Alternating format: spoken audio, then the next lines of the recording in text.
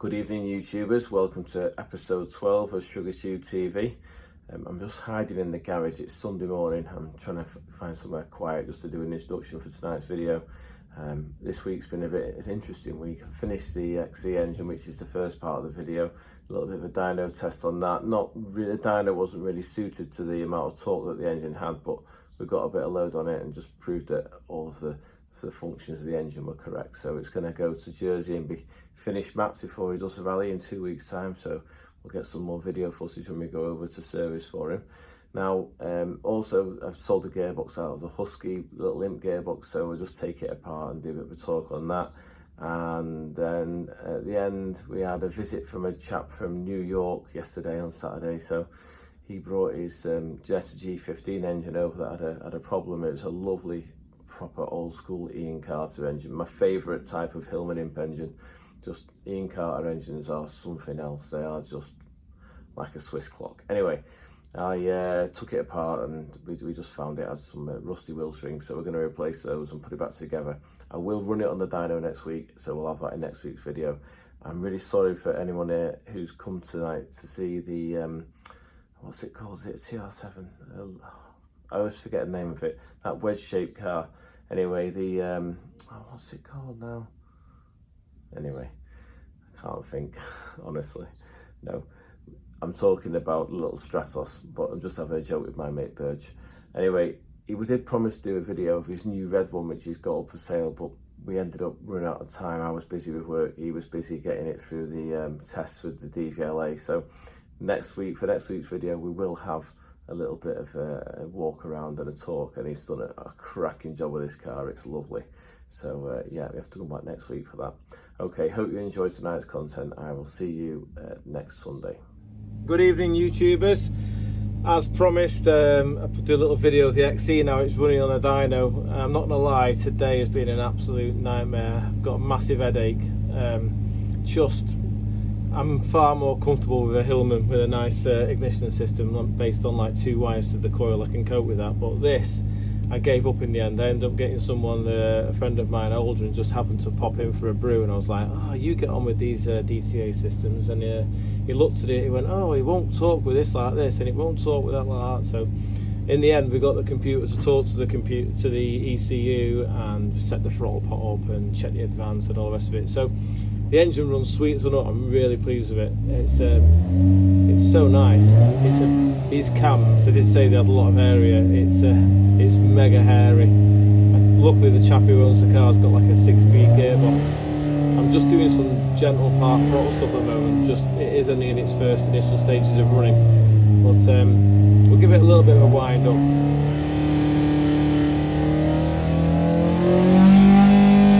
That's 6,000. That's the exhaust falling off. Right, so yeah, it appears to function and do everything it should do. So we'll move on to the next stage now. We've just got to get the pin for the ECU so we can get into it and play around with the advanced and stuff, and we'll go from there. Okay guys, back with the XE, just doing a bit of running. We've done the running in time now, so I've been starting to put a bit of load on it. But before doing a proper wide open throttle, I wanted to make sure that the ignition advance that we see on the screen down here is the same as what we see on the crank, because obviously I'll start with basics. If you're into Hillmans and you know about a distributor, obviously the distributor distributes a spark, and we have an advance curve, and the advance curve is dictated by the bob weights in the bottom of the distributor. So as the dizzy goes faster, it advances the spark, so we get an advance curve.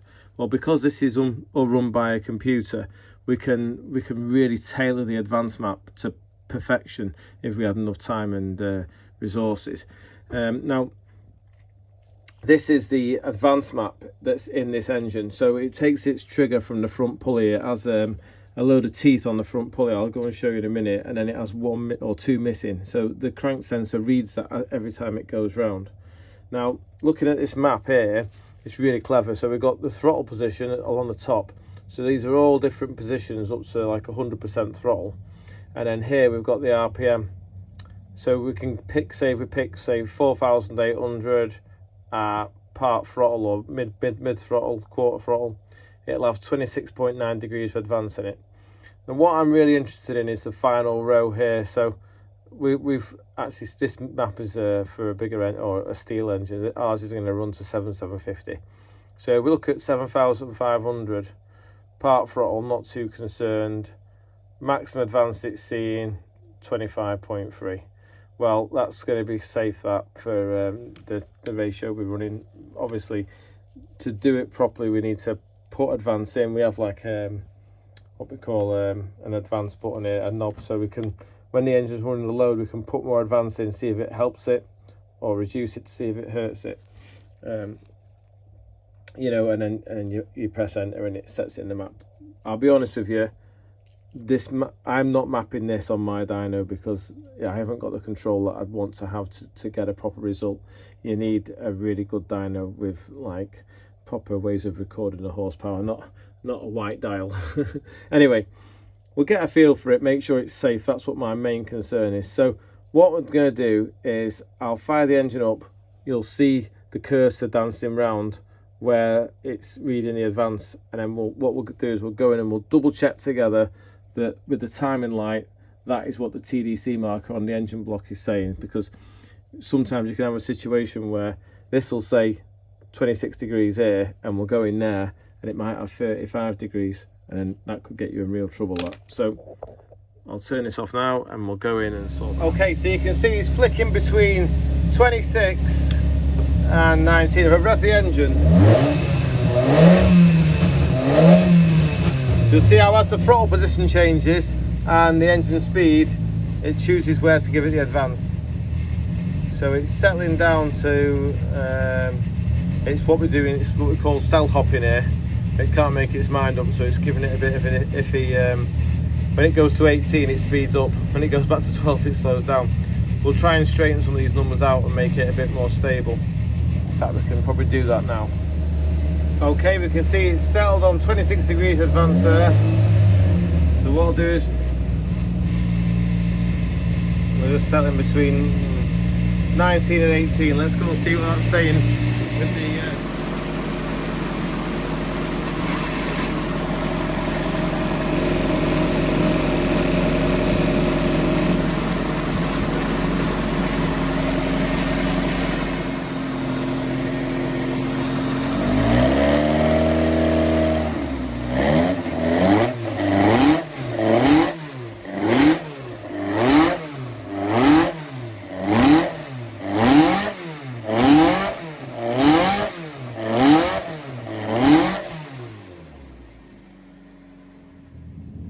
Right, we've just got back in now from running with the timing light. The eagle-eyed ones will have noticed that it had 40 on the timing light and only 20 in here on the screen. So that's because it's running a wasted spark system. So we get 2 sparks instead of 1. So one of them's on the exhaust stroke. So that's correct. I'm happy with all that. I tidied the advance up a little bit, as in I just made it 17 degrees all at the low end, so it wasn't cell hopping around from like 12 to 20 or whatever and making it idle. So if you can notice it's idling very sweet now.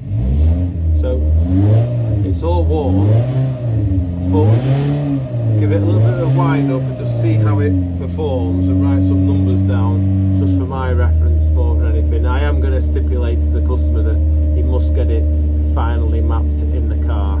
I'll just make sure that it hasn't got any oil leaks, everything's correct in here. Okay.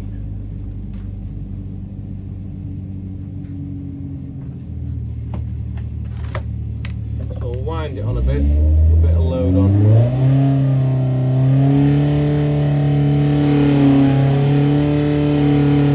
It's cammy, doesn't want to do anything.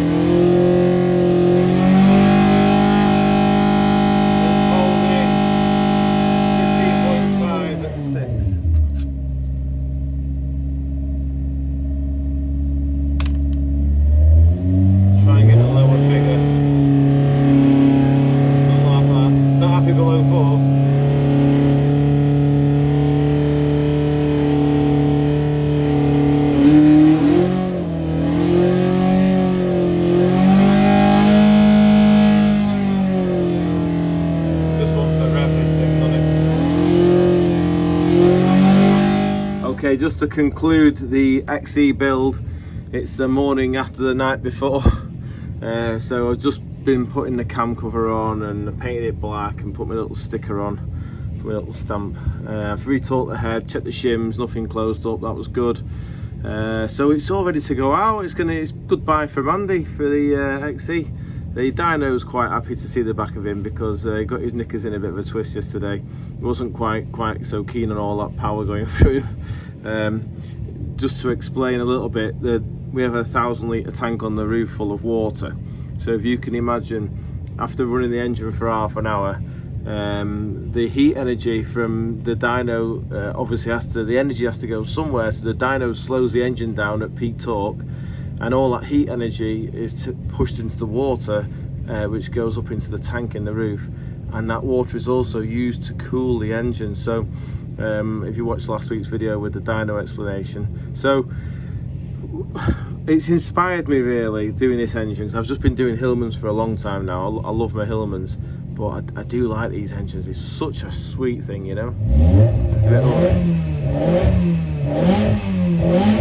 So crisp, but 16 valve in it, proper chamber, good flow, mega. But anyway, it's inspired me to move all the rubbish off the big dyno, and I'm gonna devote some time to sorting that out, because we could get a proper learn out of the job if we could measure what it was doing properly. I mean, this don't get me wrong, this dyno is absolutely fantastic for the Hillmans, where we've got a limited amount of torque and power available.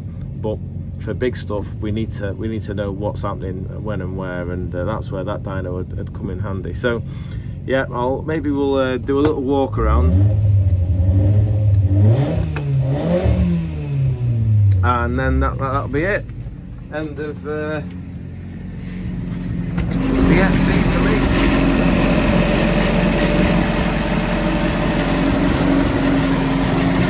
Okay.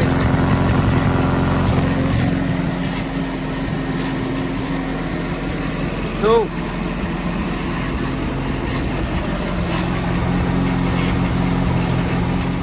One last thing on the XE engine. I just got to share this with you because it's just ace. The thing I really like about this, look at this for a run. Oh, it's a fantastic run, isn't it, to the valve? Absolutely straight down, no messing. Air doesn't like go around corners, so I think that's why it works so well. Because realistically, even at 225 horsepower, at 7,000 RPM, that's like over 112 horsepower per litre. And we struggled to get that with the imp at 8.5, so yeah, mega.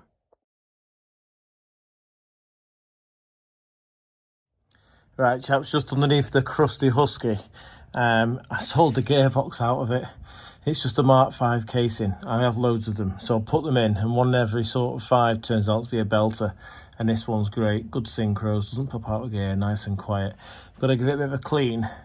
But what I was going to show you was, it's a bit late on Wednesday, finished doing the XE, and over there, this massive rat, and I mean a big one. If the jack came down on me here now, I'd been out left of me by morning.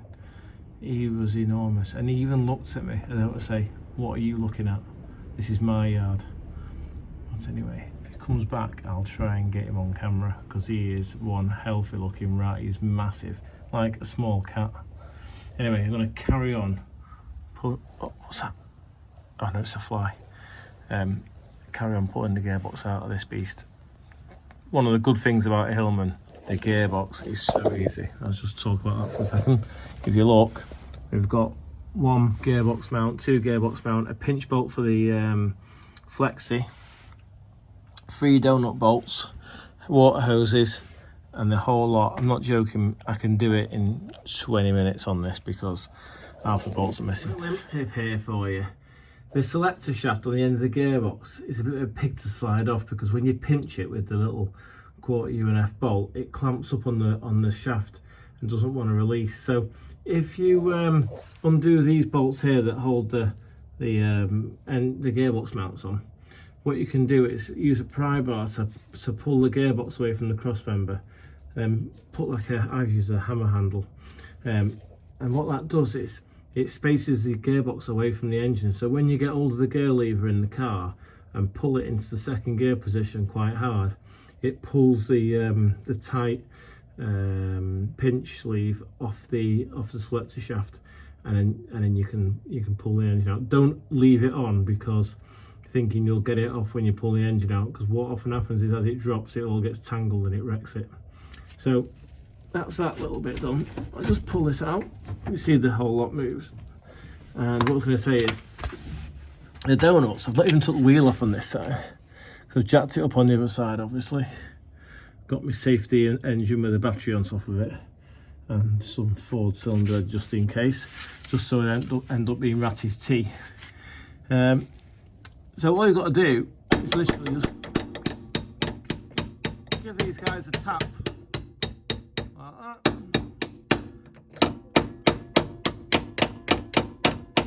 Once they're through, just get a pry bar.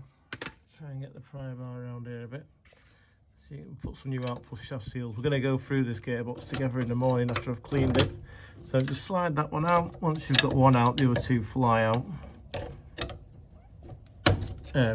Honestly, it's just that because I'm one-handed, I'm a bit cack-handed. Anyway, when I get the other one out, that will just fall off there like that. Oh, there goes my torch. Anyway, yeah, so when the bolts are out, we can just slide the whole assembly out now towards the back of the car. There you go. Okay, right chaps, that's the box out of the Hillman in under an hour. Not even going at it, just cruising. So we'll get that in the cleaning tank now, ready for the morning. We'll take it apart together. Okay chaps, we're just on with cleaning the gearbox up. I've got him in the cleaning pot, which is just like TFR, you know, like traffic film remover off eBay. And it's really quite effective at breaking down the muck. Now you might be thinking, crikey, you could have cleaned it before you fitted it on test. But the reason I don't clean them first is most of them have issues of some type. They're just second-hand gearboxes that I've accumulated over the years. I've got loads of them. So I could have put this in and it could have been like a cruncher or a popper out of gear or noisy on the diff, and in that case it just becomes I just strip them and collect all the spares out of them and blast the casing ready for race gearboxes. But this one turned out to be, despite its appearance, it's really sweet. All the synchros were good, doesn't pop out of gear on the overrun, and it was quiet as well. So I'm just going to give him a good clean now. I'll get him steamed off in the morning, and then what I'll do is I'll go through with you guys what to look out for, because there's two nuts in the end there, one on the input shaft and one on the pinion shaft, and they're held on with little tabs and they're always loose. So we'll pull it apart together live, and I'll show you where I'm coming from. Right, he's just had his first hot shower with the steam cleaner. Most of the big crud has come off, so this is the best bit. The TFR obviously is an acid, so whilst I've got the box nice and warm, we'll coat him again now and then get the wire wheel on him, and then we'll start to see a silver gearbox appear. Okay, we're back from bath time. He's a little bit cleaner. It's got quite a lot of light corrosion on here, but a bit of a wire wheel and some WD-40 it'll look half right. Now I'm going to do a bit of a talk on a gearbox, not something I've touched on before really on the Hillman channel, on the Shrigley channel. This gearbox is just a standard imp gearbox, and I've got to say it's a massively overlooked item. It's an absolute jewel of a gearbox. If you think about its compactness, it weighs, because I posted them, it weighs 29.5 kilograms without the spiders in, so you can get it in the post, because I've posted a few of them. And that is combined differential and 4-speed gearbox with reverse and the bell housing. So if you think about it, most cars of the same era had a live axle at the back with mounted the diff. Then they had a prop shaft. Then they had a iron gearbox with null moving aluminium bell housing, etc. So, you know, it's really compact, brilliant bit of kit, beautiful die castings. That's the best way to describe it. Anyway, I'm going on. What I'll say is really important for an imp box if you're doing a lot of high-speed motorway driving is it's not covered in crud, because obviously we've got all the shear from the crown wheel and pinion in there creating heat, and the gears as well. The gearbox needs to lose its heat from its surface area. Aluminium is really good at radiating its heat. So if it's covered in crud, they can overheat, which makes the oil break down and doesn't do them any good. Now, this one is just a box I pulled out of my stash. I put them in the Husky because it doesn't take long to fit them, and I just use them. I put fresh ep12 GL4, which is the older spec, not the GL5. I put fresh oil in them, run them, and just see how they are. Don't even lay a spanner on them because you never know, it could be cream crackered, and there's no point wasting time cleaning it. So I've done the test with this one, done a few hundred miles, did all international with it, been a great box. So this chap's obviously stuck for a box now. Thought, right, we'll get it out and it's time for it to be sold, and we'll put another scrapper in the Husky and see if it's any good. So the first thing to check when you're looking at the imp box is the diff. So it should feel nice and smooth like that, which it does. And the next thing is we'll do the crown wheel and pinion, but I'll put the camera on a stand for that. Now, these boxes are awesome. I don't care what anyone says. You get a good one, good oil in it, keep the oil level correct. There's a bearing that's quite high in the back here. If the oil level drops low, this bearing goes noisy. You can hear it on, it's called the input shaft bearing. You can hear it on idle.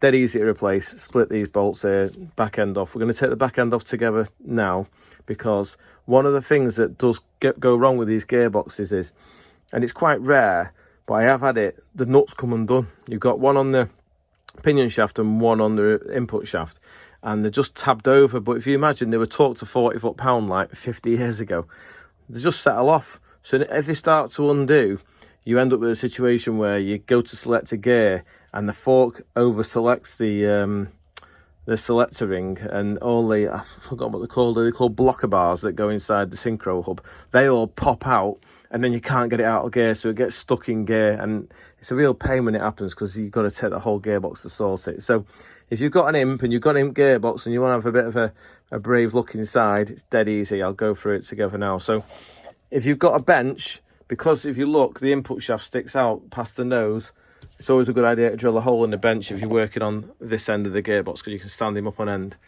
But obviously, I don't want to drill a hole in my bench, so I've got this cut down piece of engine which I put on the front there, and that means that the input shaft isn't hitting. Very important as well, never carry it by the input shaft, because it can damage the seal. There's a seal there, and this is loose for a reason because it's on a muff coupling. This one was lovely and dry, so we're not even going to disturb it. We're going to put some output shaft seals in it. We'll go through that together. They're really easy to change. They're just a little seal, but they don't have a stop behind them. So what we have to do is we have to judge where we want it to stop. But we'll do that in a minute together. When we're going to just check the crown wheel and pinion, because it is going in the competition car, this. So we're going to make sure the crown wheel and pinion is tip top and the clearance is correct. So I'll put this on the stand and we'll pull the end of the gearbox off together. Right, I've got my new camera mount now so you can see what's going on. So I've just put a little pair of mole grips on here so I can select neutral. And what I'm going to do is I'm just going to see how the differential feels. No tight spots, no clunkety clunks. That feels like it's in perfect condition, that. I can feel very slightly, feels like about 15th out that backlash. You can just hear it if I shut up. That's the clearance between the crown wheel and the pinion. Really important we have a clearance because that's where the oil sits to lubricate it. But anyway, what we'll do is we'll close that up a little bit for him so as it's nice and tight, so it can't climb when he does his launch starts. Now, the way it's lubricated, this gearbox, is the differential obviously goes this way around, the same as the road wheels.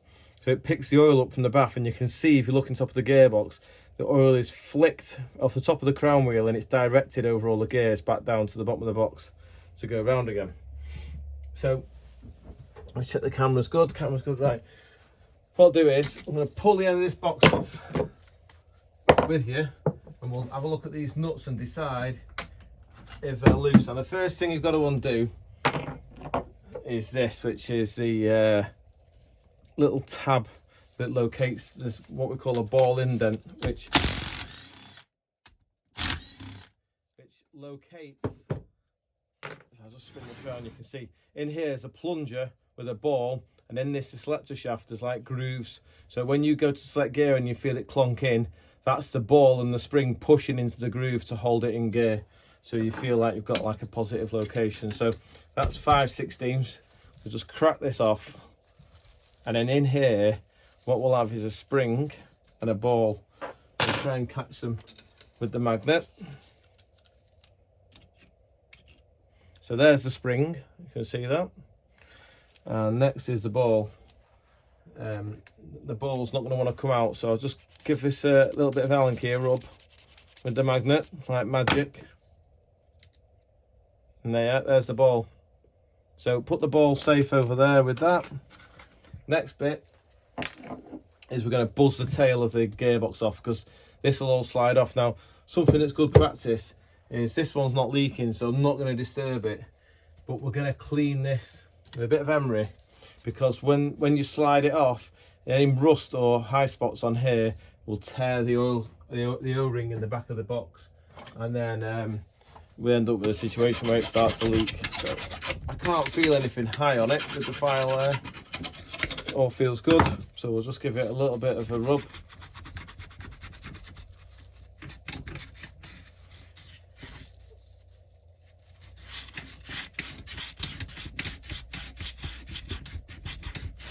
Selector shaft should be nice and free like that. If it's not free, there's a problem. Normally the problem is that the gearbox has been manhandled or dropped at some point in its history. Put a bit of lube on there as well, just so it slides off nicely. And now we can undo the rest of these.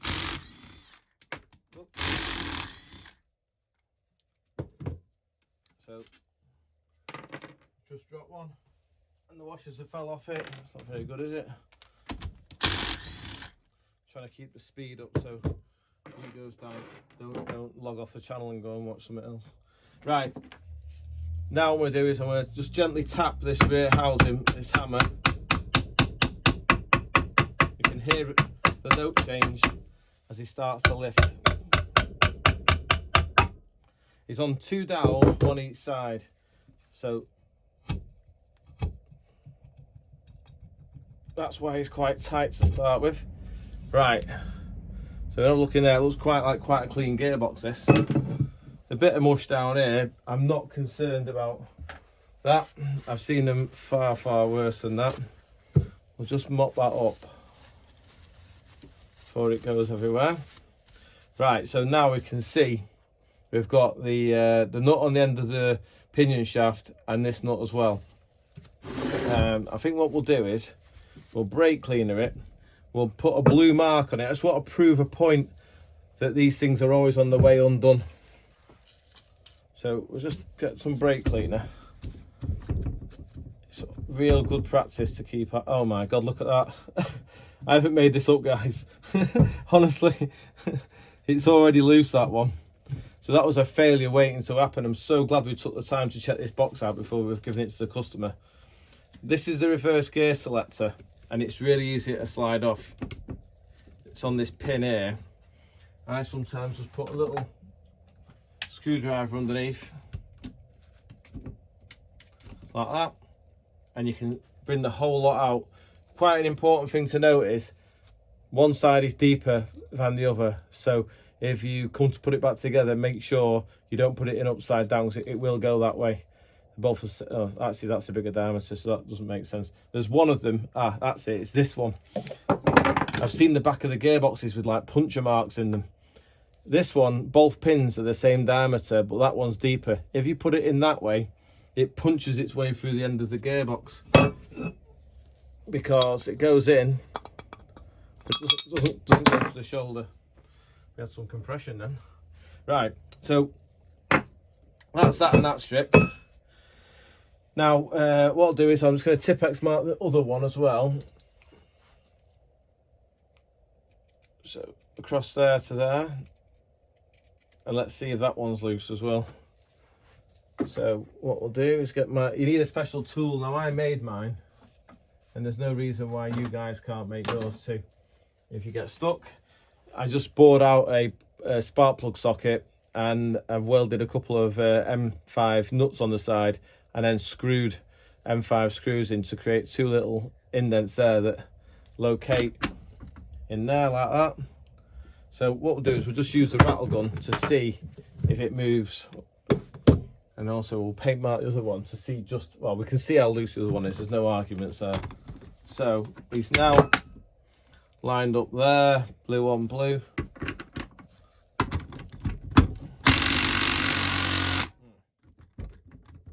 Right, well that one wasn't too bad at all. he's moved maybe 3 or 4 millimeters, and that's about 25 foot-pound. We're going to torque it to 40. What we'll do is we'll buzz them off.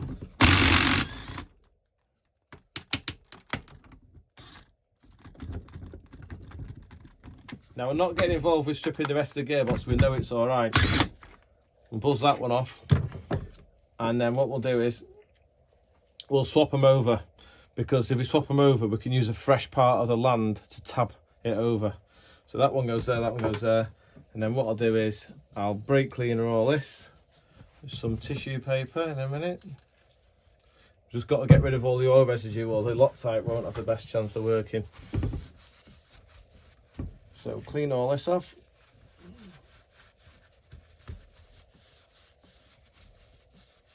In fact, what I'll do is I'll retorque these back on, and then I'll rejoin you, because you get bored watching me do all this.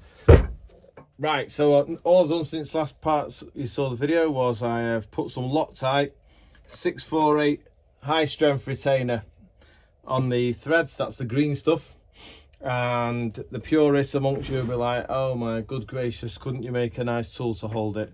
But these are glass hard, these gears. This is reverse gear. I'm not particularly stressed about it. The mole grips are nice and soft. I've just clamped on the outside so I can do the finished torque. So this is my little tool that I knock on. I put on the on here, in theory. We can get it on. And I just bring this round so it locks in one of the teeth, and I use that against my chest to hold it. So I've actually gone to 50 foot-pound there, which is a little bit higher than recommended, but I want to make sure these things don't come undone again. Obviously they won't do with Loctite, but it's just peace of mind, isn't it? And then go lock it round to that side. Right. That one's torqued as well. So what we do as a final thing is we'll knock the tab back in with a little knocking tool. So there's an indent there. We're just spinning round. Lock that in there. And then there's also one here.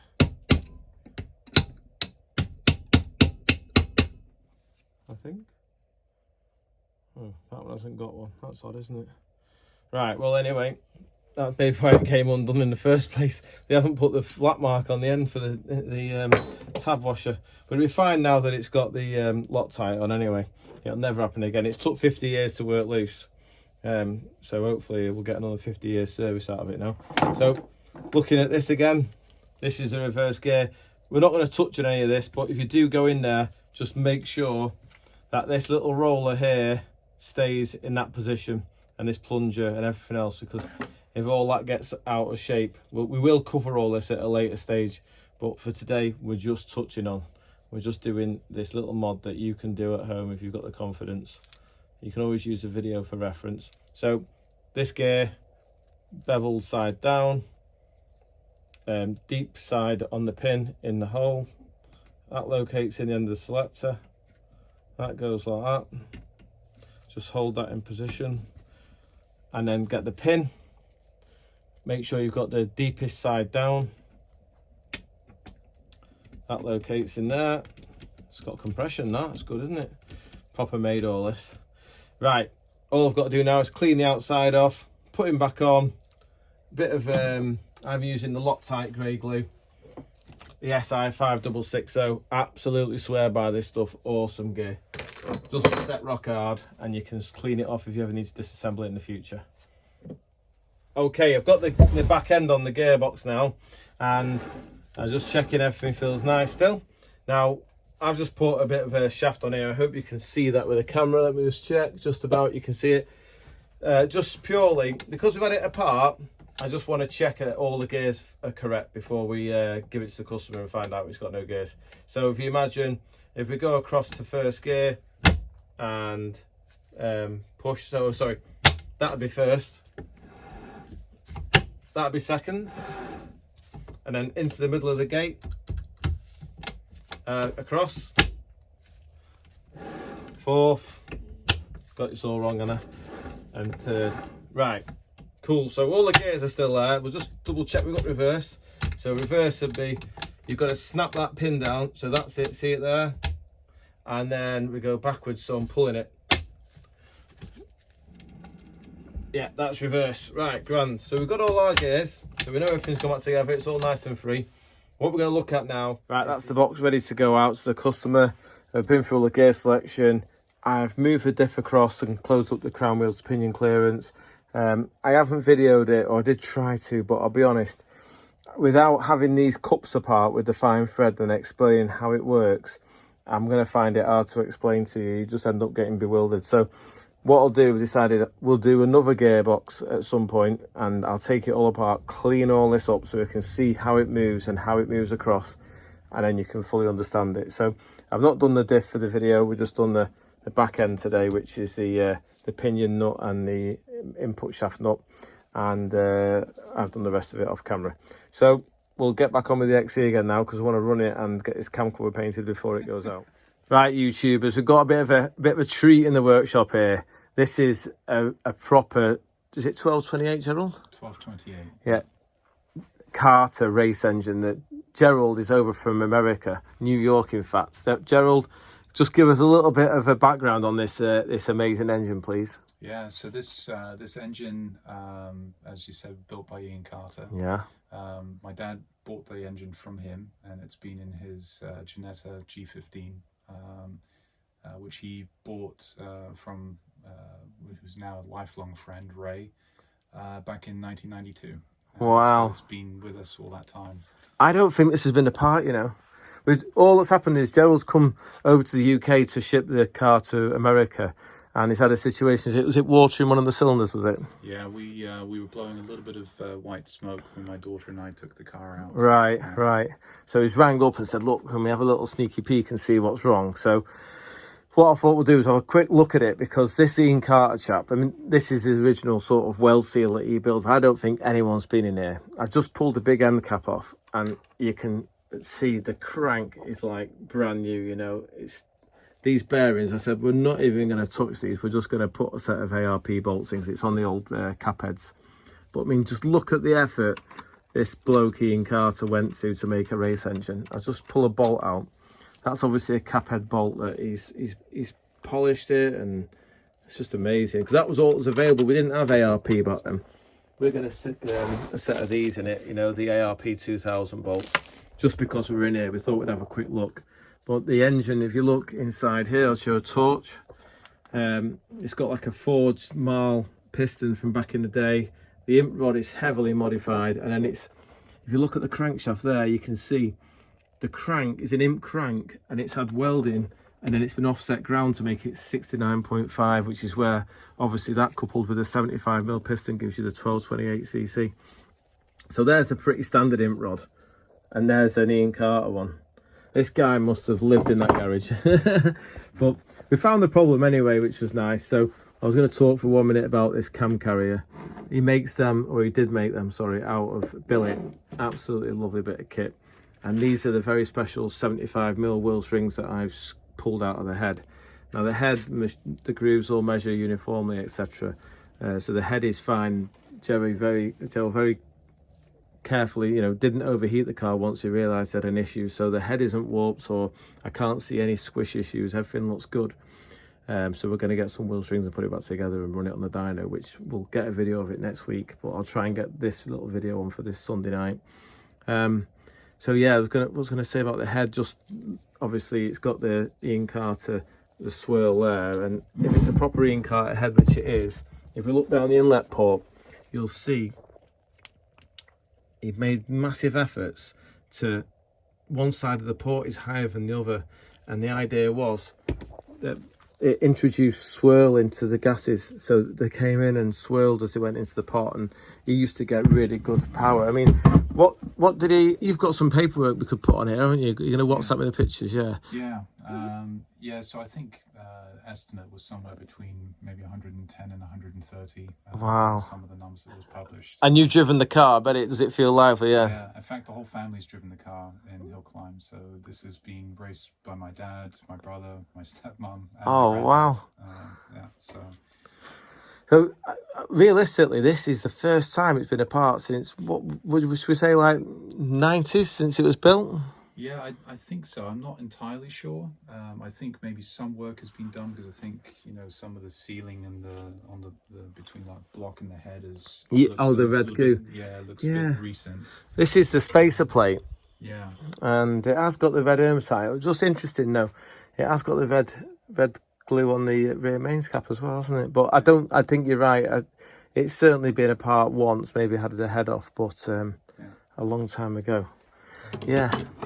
This engine actually was not only just in the but also in a G17 single seater. Oh yeah, we said that, didn't we? Yeah, there's the oil ports on the top. Yeah. If you look here, because the engine used to sit this way, in I imagine some sort of angle like that, the oil couldn't escape down the oil drain at the back here. So what Ian Carter used to do was he'd drill a hole. Can you see that hole there? It starts there where it's been bunged, and it runs all the way down the underside of the valve springs there, so that the oil can return. If you look down there, you can just see the hole. Absolutely amazing. I mean, the hours that must have gone into building this engine, it's just amazing. I'll just do a little bit on the top here. Now, we're not going to get involved with reinventing this engine. It's going to be used for purely a bit of fun and maybe the odd hill climb in America. But it's as you can see, it's a wet liner engine. It's got some interesting supports here where it's got grub screws that come from the outside to support the liner. So they were understanding a bit about liner shuffle back then. But this all works, you know, it all works really well for what he wants to do. So we're not going to reinvent it. It's going to clean it, put a set of wheel springs in it, and then we'll put some carburetors on it. Because, oh, sorry, I forgot to say, it runs, is it Weber Alpha, you say? Yeah, it's an old Weber Alpha fuel injection system. Wow. And, fixed map, and yeah, it actually makes the R23 cam very drivable. It makes it tames it, yeah.